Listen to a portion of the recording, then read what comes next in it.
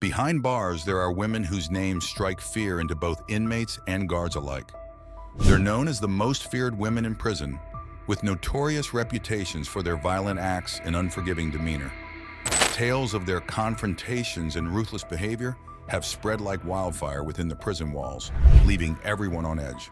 Who are these formidable women, and what led them to become the embodiment of fear in the realm of incarceration?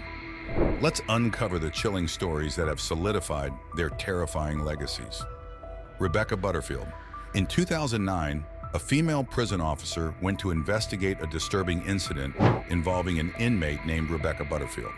Her prison behavior record was extensive, spanning dozens of pages. Among the inmates at Silverwater Women's Correctional Center in Sydney, Butterfield was considered the most dangerous. Her file contained at least 39 alerts, including instances of stabbing an officer in the face and throwing boiling water at two other officers. Butterfield, originally from a respectable family in a small country town, entered the prison system in 2000 for less serious offenses. However, her violent behavior escalated over time. She stabbed a neighbor who tried to intervene during her self-harm episodes and received a 3-year prison sentence. Prison psychiatrists identified severe personality disorders underlying Butterfield's rage and self-loathing. Then on May 7, 2003, inside Emu Plains Correctional Center for Women in Western Sydney, Butterfield committed a heinous act.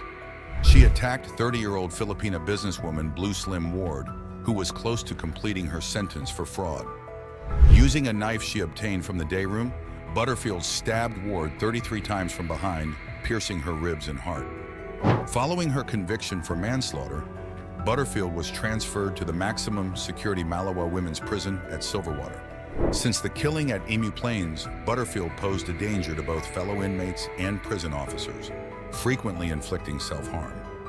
Despite multiple denials of freedom, she remains incarcerated due to ongoing violent behavior. Mary Beth Tinning. Motherhood is often celebrated as a profound bond between a mother and her child, a journey of love and nurturing. However, Mary Beth Tinning's story takes a dark turn. Born on September 11, 1942, in Duanesburg, New York, Mary Beth held various low-status jobs before becoming a nurse's aide at Ellis Hospital in Schenectady. In 1965, she married Joe Tinning and went on to have 9 children between 1967 and 1985. Tragedy struck when each of her children died under suspicious circumstances. Her first child, Jennifer, died in 1972 at just 8 days old, reportedly from meningitis and brain abscesses. However, doubts arose concerning the deaths of her other children: Joseph, Barbara, Timothy, Nathan, Mary, Francis, Jonathan, Michael, and Tammy Lynn. Authorities began to suspect foul play, leading to an investigation in 1987. Under scrutiny, Mary Beth confessed to smothering at least 4 of her children. She was convicted of second-degree murder for the death of her 9th child, Tammy Lynn, at just 4 months old. Despite admitting to suffocating the infant, Mary Beth never revealed her motives. Speculation arose that she might suffer from Munchausen syndrome by proxy, a mental disorder where one seeks attention by harming others, usually by fabricating or inducing illness in a dependent individual. However, this remains speculative. Mary Beth is currently incarcerated at Bedford Hills Correctional Facility for Women and has been repeatedly denied parole. Her case continues to attract attention and fear due to the tragic nature of her crimes and the mysterious motivations behind them. Aileen Wuornos. Aileen Wuornos was an American criminal who gained infamy in the late 1980s and early 1990s. Born on February 29, 1956, in Rochester, Michigan, her life was marked by a tumultuous upbringing, including physical abuse and substance abuse. Wuornos turned to sex work as a teenager, leading a transient lifestyle. Between 1989 and 1990, Wuornos was convicted of murdering 7 men. She claimed that many of her victims had attacked or attempted to attack her during her work as a sex worker, citing self-defense as her motive. Wuornos would shoot her victims and rob them of their belongings, often in secluded locations across several states in the United States. After a high-profile manhunt, Wuornos was captured in 1991, and her trial received significant media attention. She was convicted of 6 counts of first-degree murder and later pleaded guilty to a 7th murder, receiving multiple death sentences. Throughout her legal proceedings, Wuornos exhibited signs of mental instability, sparking debates about her mental state and competency. Some saw her actions as influenced by her traumatic background, while others viewed her as a cold-blooded killer deserving of the death penalty. On October 9, 2002, Wuornos was executed by lethal injection in Florida. Surprisingly, she declined a last meal and instead requested a simple cup of coffee. Her final words were enigmatic, expressing a belief in her return akin to a science fiction narrative. Following her execution, Wuornos's remains were cremated and her ashes were scattered beneath a tree in her hometown of Michigan by her childhood friend. She remains one of the few women in the United States to have been executed since the reinstatement of capital punishment. Joanna Dennehy. Joanna Dennehy is a notorious figure in British crime history, known for her involvement in a series of brutal crimes that shocked the nation. Born on August 25, 1982, in St. Albans, Hertfordshire, Dennehy's early life was marked by trouble, including multiple convictions for assault and possession of weapons during her teenage years.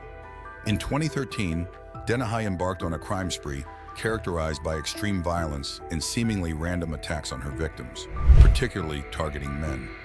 Her first victims were Lukasz Slaboszewski and John Chapman, whom she knew personally. Dennehy attacked them multiple times before disposing of their bodies in a ditch near Peterborough, Cambridgeshire. Her third victim was Kevin Lee, a property developer and her landlord, whose body was found inside a wheelie bin on a nearby property. Dennehy had no clear motive for these murders, except to emulate notorious criminals like Bonnie and Clyde by exterminating a total of 9 men. After committing these heinous acts, Dennehy went on the run with an accomplice known as Gary Stretch, real name Gary Richards, spreading fear across the country.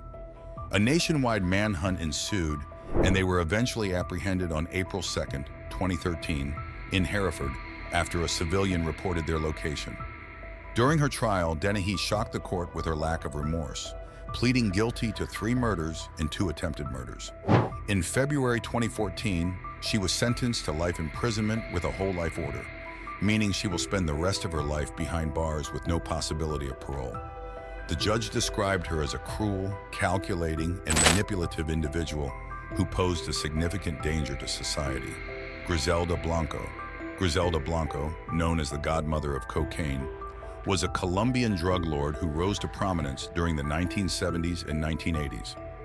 Born on February 15, 1943, in Cartagena, Colombia, Blanco grew up in poverty in the slums of Medellin and became involved in criminal activities at a young age. Blanco quickly established herself as a ruthless drug trafficker, operating within the powerful Medellin cartel. She was known for her strategic alliances and violent tactics, which allowed her to amass immense wealth and power. Blanco pioneered new smuggling routes and methods, including using hollowed-out corpses to transport drugs and employing women as mules. During her reign, Blanco was involved in numerous illegal activities, including drug trafficking, contract killings, and money laundering.